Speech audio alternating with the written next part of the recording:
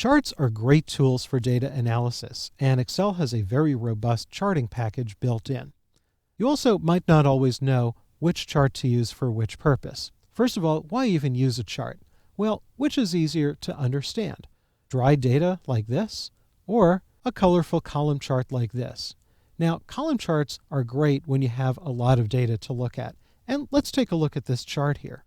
We could see right off the bat that 3 states here, Maryland, Vermont, and New York, usually have fairly high numbers. But something happened in the second quarter where Vermont and New York still have high numbers, but something happened to Maryland where the numbers aren't quite so high. On the other hand, New Jersey usually has some kind of mid-level numbers, but also in the second quarter, something happened where New Jersey has higher numbers than usual. Now, this chart doesn't tell us why it happened, but it does make those numbers stand out. Excel also creates pie charts, and pie charts are great for comparing totals.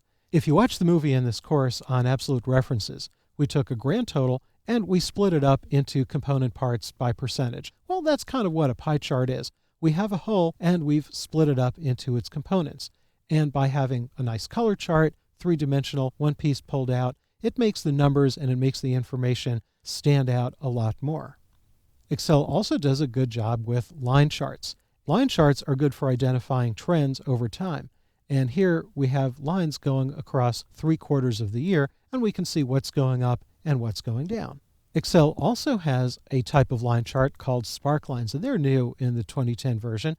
And these are miniature charts that fit in a cell. I like to think of sparklines as thumbnail charts for thumbnail analysis. And Excel does a whole lot more than that, and let's take a look at a few.